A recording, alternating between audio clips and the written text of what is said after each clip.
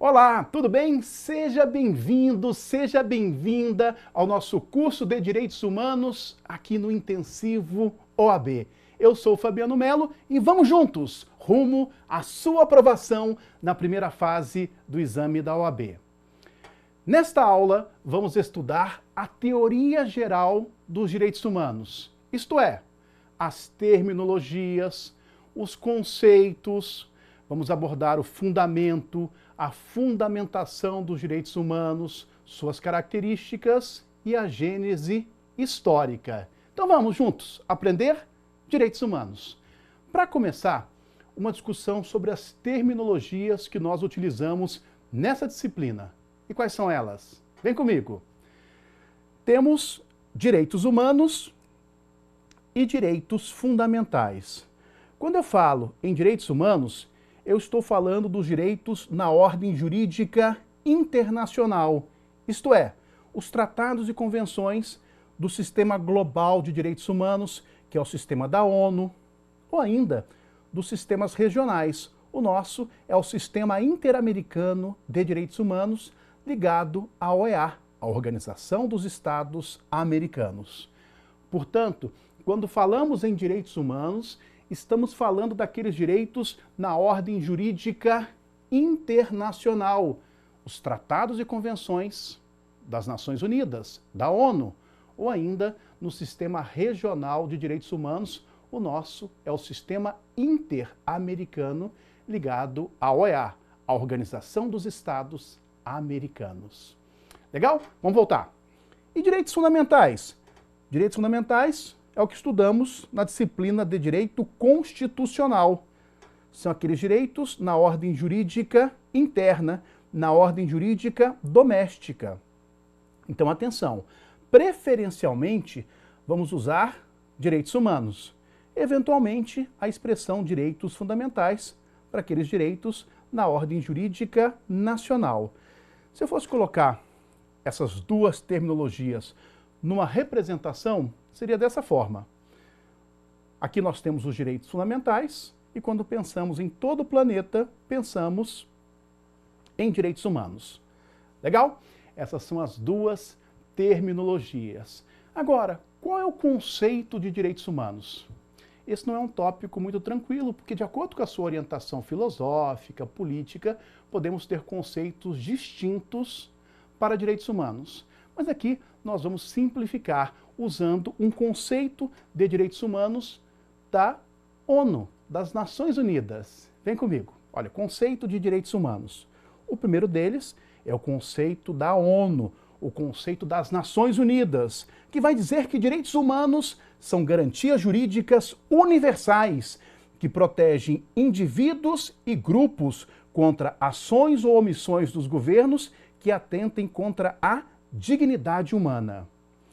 Direitos humanos são garantias jurídicas universais em todo o planeta que vão proteger indivíduos e grupos contra aquelas condutas, ações ou omissões dos governos que atentem contra a dignidade humana.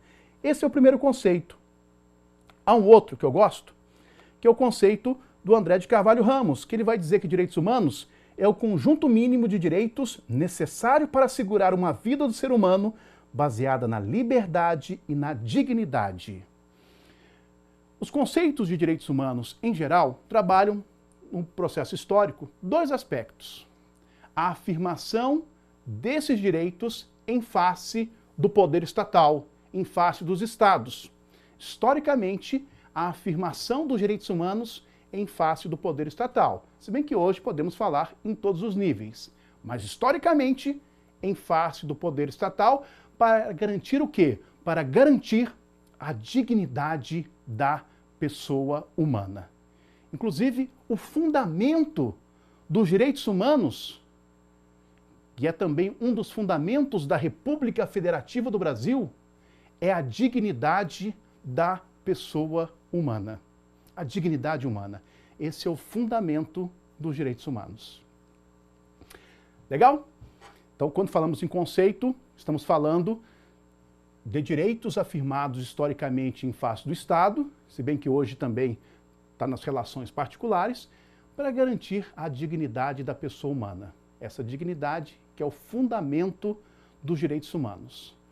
Agora, ao lado da discussão sobre a dignidade, nós temos a discussão que versa sobre a fundamentação dos direitos humanos.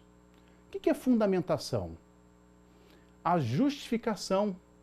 Por que nós temos esses direitos que chamamos de direitos humanos? O que é que vai fundamentar a existência desses direitos? O que vamos discutir agora são as teorias de fundamentação, de justificação dos direitos humanos. E basicamente aqui temos 3 teorias que vão justificar e uma quarta que tem uma posição singular. Quais são elas? Vem comigo. Teorias de fundamentação dos direitos humanos. Eu tenho a teoria jusnaturalista, ou os jusnaturalistas. Temos a teoria positiva, os positivistas. Temos também aqueles que defendem a teoria ética ou teoria moral. E uma quarta que vai dizer que não precisa fundamentar, que são os negacionistas.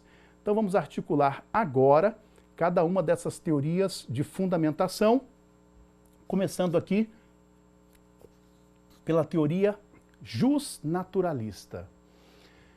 Bom, temos interpretações possíveis para a fundamentação dos direitos humanos.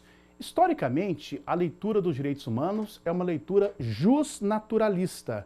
E o que isso significa? Vem comigo. Que os direitos humanos são direitos naturais.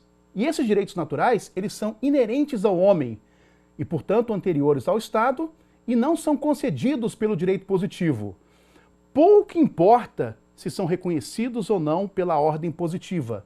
São direitos de todos os homens e cabe ao Estado respeitá-los. Aqui é uma síntese da teoria jusnaturalista. Os jusnaturalistas vão dizer que direitos humanos são direitos anteriores ao Estado. E quem concedeu? Bom, numa primeira leitura, você pode dizer que quem concedeu esses direitos foi um criador, um demiurgo, isto é, Deus. Deus nos concedeu esses direitos que chamamos de direitos humanos. Esta é uma perspectiva jusnaturalista. Outra perspectiva jusnaturalista é dizer que os direitos humanos são fruto da razão humana. Então, quando eu pego um criador, Deus, ou a razão humana, e digo que esses direitos são anteriores ao Estado, por que são anteriores? Porque são direitos naturais. É inerente ao homem. É inerente. Quando eu falo que são anteriores e que cabe ao Estado respeitá-los, nós temos a teoria jusnaturalista. Que os direitos humanos são anteriores ao Estado, cabe a ele respeitar esses direitos. Jusnaturalismo. Legal? Em reação, nós temos aí a teoria positivista. E o que ela nos diz? Vamos aqui ao nosso tablet. Vai dizer que direitos humanos são somente aqueles positivados na ordem jurídica estatal, na lei positiva de cada Estado. Por consequência, não são considerados direitos inerentes ao homem, mas concedidos pelo Estado de forma institucionalizada. Em reação à teoria jusnaturalista, a teoria positivista vai dizer assim: só há direitos humanos se for assim concedido pela ordem jurídica, e em especial a ordem jurídica estatal. Então não tem essa história de dizer que são anteriores ao Estado ou que são direitos naturais. Não. Na teoria positivista, só há esses direitos se forem reconhecidos, se forem institucionalizados. Essa é a teoria positivista. Há uma terceira, que são aí a teoria, aqueles que defendem a teoria ética ou teoria moral. E o que dizem os defensores da teoria moralista ou da teoria ética? Vem comigo. Eles vão dizer que a fundamentação dos direitos humanos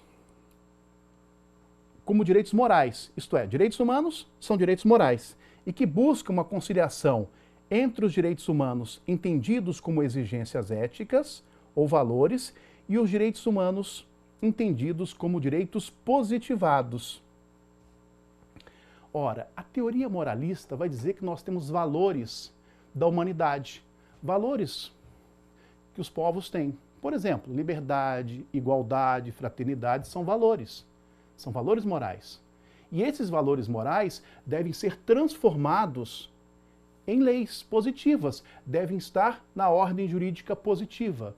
Então a teoria moral, ela tenta conciliar esses valores morais, inserindo-os na ordem jurídica positiva. É a teoria moralista. Não há um certo ou errado aqui. Há leituras distintas e que você deve conhecê-las. Jusnaturalista, que a história dos direitos humanos originalmente é uma história aprumada no jusnaturalismo, que são direitos naturais, inerentes ao homem. No início da modernidade, nós temos o Estado de Direito e temos aí a positivação, nascem os positivistas. E a teoria moralista, ela vai, em síntese, tentar uma conciliação, colocando os valores morais na ordem jurídica positiva. Essas são as três principais teorias. E agora existe uma quarta corrente, que não vou nem dizer que é teoria, mas é uma corrente, que vai dizer o seguinte, vem comigo. Mais importante que fundamentar os direitos humanos é protegê-los. Isso quem disse foi Norberto Bobbio, grande jurista italiano, que vai dizer assim, olha, não tem esse negócio de ficar fundamentando direitos humanos. Tem importância e tal, mas hoje, na prática, o que importa não é discutir se é justnaturalista, positivista, teoria ética, teoria moral, nada disso. O que importa é proteger os direitos humanos. Essa é a corrente negacionista. Legal? Vamos fazer o seguinte? Vamos recapitular? Acho que é importante. Vem comigo. Direitos humanos, eu estou falando da ordem jurídica internacional. Direitos fundamentais, ordem jurídica interna. Quando eu falo em justnaturalismo, os direitos naturais são inerentes ao homem, os direitos humanos são inerentes ao homem, anteriores ao Estado. Já na leitura positivista, direitos humanos são somente aqueles na ordem jurídica estatal, reconhecidos pela ordem jurídica. São direitos institucionalizados. E a teoria moral, ela tem aí uma conciliação entre os direitos humanos entendidos como exigências éticas ou valores e os direitos humanos entendidos como direitos positivados. Então aqui nós temos aqui uma síntese dessas discussões propedêuticas iniciais sobre direitos humanos. Vamos avançar?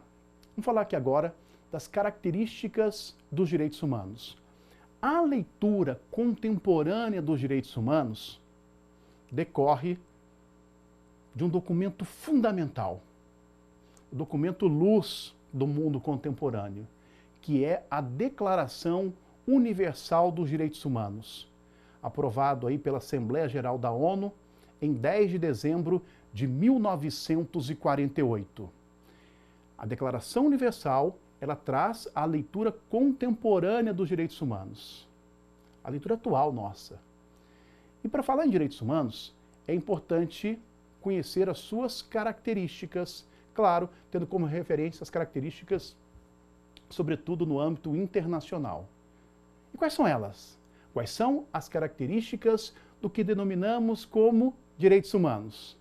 A primeira característica versa sobre a universalidade. Vem comigo, olha. Características dos direitos humanos. Primeira dela, universalidade. Que direitos humanos são direitos de todas as pessoas. O que é a universalidade? O documento que eu fiz menção aqui agora é a Declaração Universal dos Direitos Humanos, da ONU, de 1948. Ó, Declaração Universal. O que significa a universalidade? Que direitos humanos são direitos para todas as pessoas, independentemente de sexo, de raça, de origem nacional, de procedência étnica, de condição socioeconômica, não importa. O simples fato de fazer parte da família humana nos confere o que nós chamamos de direitos humanos. E são direitos universais para todas as pessoas, em qualquer lugar. Direitos humanos são universais. Tanto que os dois artigos introdutórios da Declaração Universal dos Direitos Humanos versa exatamente sobre a universalidade. Vem comigo. Ó, Declaração Universal, artigo 1º. Todas as pessoas nascem livres, olha a liberdade, e iguais, em dignidade e direitos. São dotadas de razão e consciência e devem agir em relação umas às outras com espírito de fraternidade. Todas as pessoas nascem o quê? Livres e iguais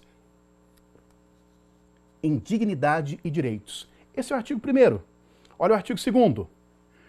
Toda pessoa, veja bem, toda pessoa tem capacidade para gozar os direitos e as liberdades estabelecidos nessa declaração, sem distinção de qualquer espécie, seja de raça, cor, sexo, língua, religião, opinião política ou de outra natureza, origem nacional ou social, riqueza, nascimento ou qualquer outra condição. Na verdade, ou os direitos humanos são universais, ou então não são direitos humanos. Porque eles são direitos para todas as pessoas, pelo simples fato de fazer parte da família humana. Direitos humanos universais. Essa é a primeira característica. A segunda característica que nós temos é a indivisibilidade dos direitos humanos. Vamos à lousa. Indivisibilidade.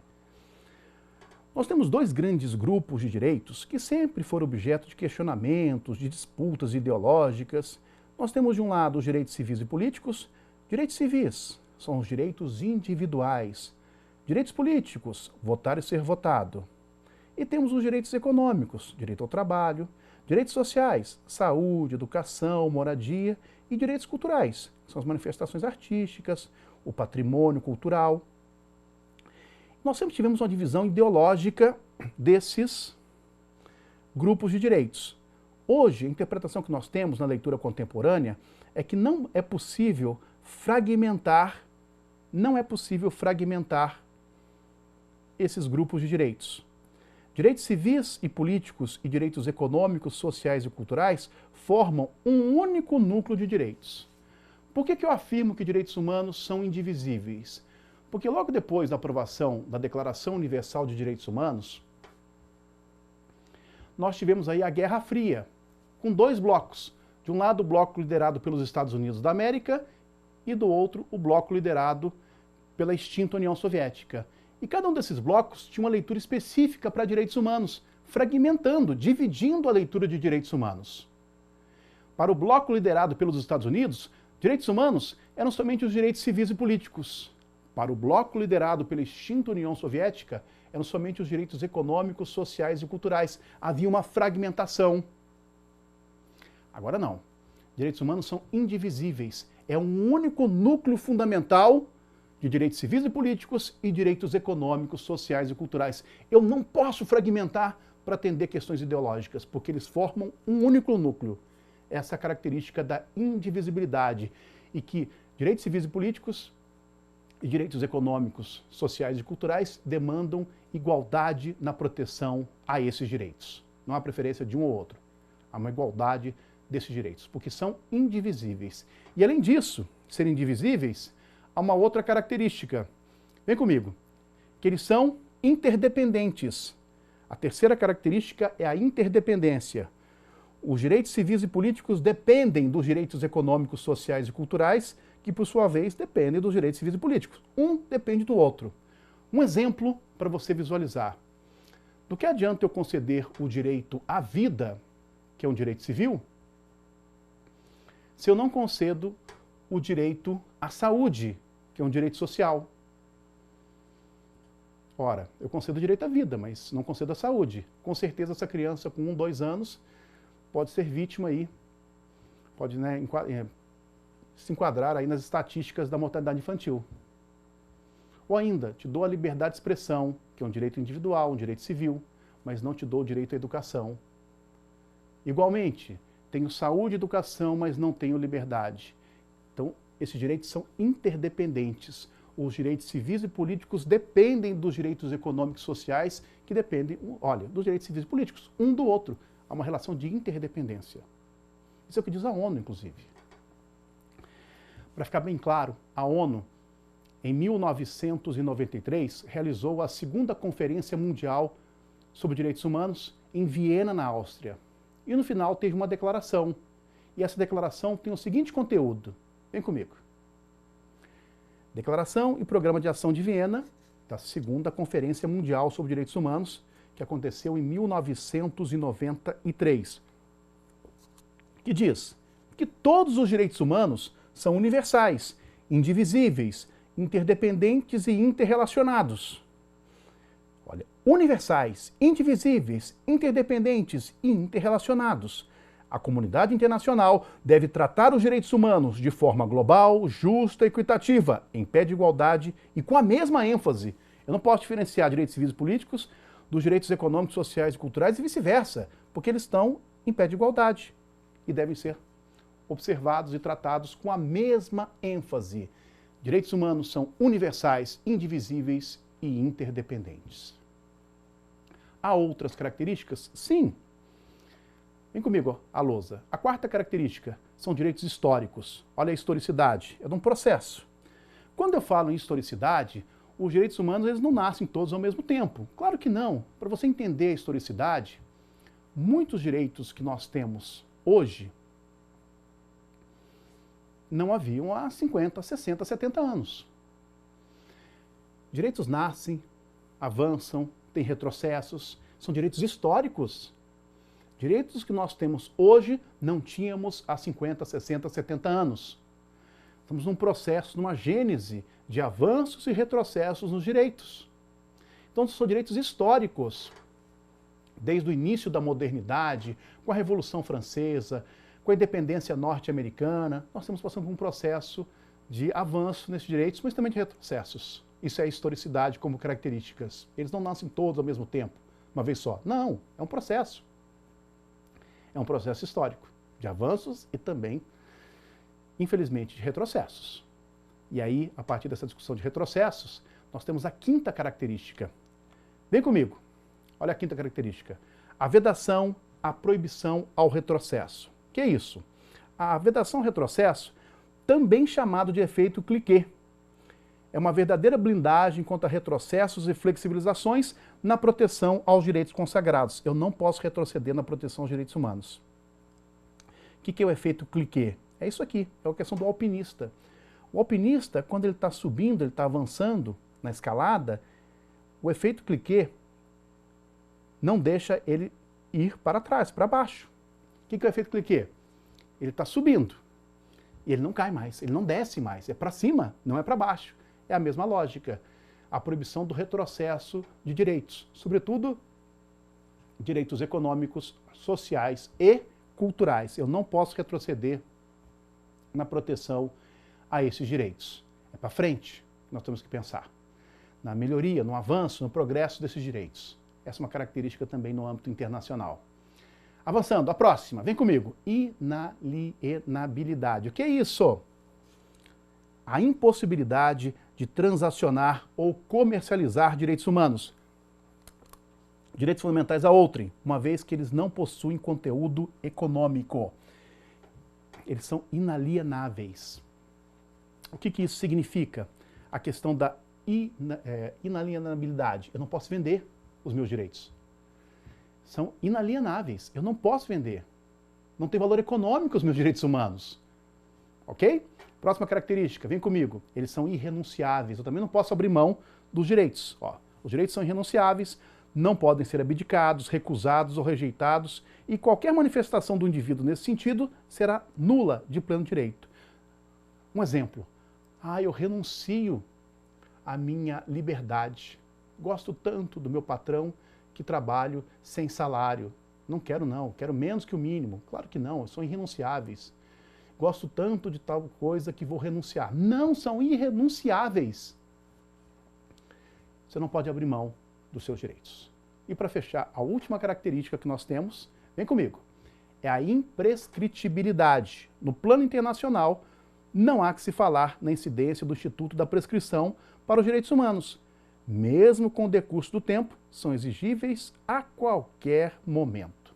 O que é a imprescritibilidade? Vamos dar um exemplo para ficar mais simples, mais direto, imediato. Resolvi ficar 20, 30 anos no mosteiro, fechado, meditando. 30 anos depois que você volta, você vai poder exercer a sua liberdade de expressão, os seus direitos. Não há que se falar em prescrição no exercício dos seus direitos humanos, dos seus direitos fundamentais. A fundamentalidade desses direitos. Eles são imprescritíveis no plano internacional, tá bom? porque cada sistema jurídico tem suas características. Vamos recapitular as características dos direitos humanos? Vem comigo. Direitos humanos são universais para todas as pessoas, independentemente de sexo, de raça, de origem nacional, de procedência étnica. São indivisíveis, eu não posso fragmentar para leituras ideológicas. Direitos civis, políticos, econômicos, sociais e culturais formam um único núcleo indivisível e interdependente. Um grupo depende do outro. Eles são interdependentes. Em síntese, essas são as características dos direitos humanos. E para fechar nossa aula, nós temos agora uma discussão sobre a gênese dos direitos humanos. Isto é, o processo histórico dos direitos humanos por meio daquilo que nós chamamos de teoria das gerações ou teoria das dimensões de direitos humanos. O que é essa teoria? Em 1979, Karel Vasak, um jurista tcheco-francês, tinha que dar uma palestra para os estudantes em Paris e explicar a gênese, a evolução dos direitos humanos. E ele teve uma ideia de explicar usando como referência a bandeira francesa, com as cores vermelho, azul e branco, e os valores que estão esculpidos na história da República Francesa: liberdade, igualdade e fraternidade. A partir dessas referências, ele criou o que nós chamamos de teoria das gerações, que alguns denominam como teoria das dimensões de direitos humanos. E essa teoria tem 3 dimensões. Vamos à lousa. A teoria das gerações, também chamada de dimensões, eu tenho uma primeira dimensão de direitos humanos, uma segunda dimensão e uma terceira dimensão. Na prova, você pode encontrar a terminologia geração ou dimensão. Estou colocando das duas formas para que você tenha como referência.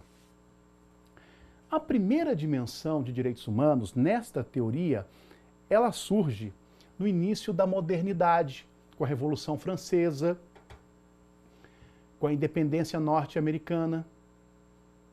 Como é que se dá essa primeira dimensão de direitos? Vem comigo. A primeira dimensão, ela tem como conteúdo os direitos civis e os direitos políticos. Os direitos individuais, direito à vida, à liberdade, à propriedade, esse é o conteúdo. E os direitos políticos, o exercício do voto. Qual que é o valor da primeira dimensão de direitos humanos? O valor é a liberdade. São os direitos da liberdade. E como tal, são direitos negativos. O que isso significa? Estado, não faça intervenções na minha vida privada. Não faça intervenções na minha propriedade. São direitos negativos. Historicamente, o que nós conhecemos como direito, como Estado, é com o início da modernidade, século XVII para o século XVIII. E aí nós temos a primeira dimensão. Só que no século XIX começam a surgir aí os movimentos reivindicatórios contra o liberalismo que vivia naquele momento, que nós vivíamos naquele momento. Surgem os movimentos socialistas utópicos, depois os comunistas, e começam a dar uma outra configuração de direitos, com os questionamentos à época. E aí nós temos, no início do século XX, com a Constituição do México, com a Constituição Alemã de 1919, a Constituição de Weimar, a segunda dimensão de direitos. E o que é essa segunda dimensão? Vamos à lousa. Essa segunda dimensão, ela versa sobre os direitos econômicos, sociais e culturais. Saúde, educação, moradia. Esse é o conteúdo dos direitos de segunda dimensão. E são os direitos da igualdade, não a igualdade formal, mas a igualdade material, de melhores condições de vida para os trabalhadores, para os obreiros. Essa foi a reivindicação no final do século XIX, início do século XX. E são direitos positivos. Por que são direitos positivos? Porque exigem uma prestação positiva do Estado, a alocação de recursos financeiros. Saúde, educação, demanda dinheiro para construir escolas, creches, postos de saúde, hospitais. Direitos positivos. Essa é a segunda dimensão. E mais recentemente, depois da Segunda Guerra Mundial, nós temos os direitos de terceira dimensão. Vamos para a lousa. Esses direitos de terceira dimensão são os direitos difusos. O meio ambiente, o direito à paz, o direito ao desenvolvimento. Qual é o valor? São direitos da fraternidade, também chamados de direitos da solidariedade. Essas são as 3 gerações ou dimensões de direitos humanos. Tem autores que falam em 4ª, 5ª. Se cumprirmos essas 3 dimensões, estará ótimo. Vamos fazer o seguinte? Vamos recapitular? Vem comigo. Então nós temos aqui, no nosso quadro, os direitos civis e políticos, são direitos de primeira dimensão ou geração. O valor é a liberdade, são direitos negativos. No contexto histórico, são as revoluções liberais do século XVIII, independência norte-americana, Revolução Francesa. A segunda dimensão ou geração são os direitos econômicos, sociais e culturais, direitos da igualdade, direitos positivos a prestações, e aqui tem o contexto histórico, Constituição do México, Constituição Alemã, que é a Constituição de Weimar, de 1919, e a terceira, que são os direitos difusos. O valor é a fraternidade, que são direitos pós-Segunda Guerra Mundial, surgem depois da Segunda Guerra Mundial. Essa, então, é a teoria das dimensões ou gerações de direitos humanos. E com ela, nós encerramos aqui a nossa aula com meu abraço a você.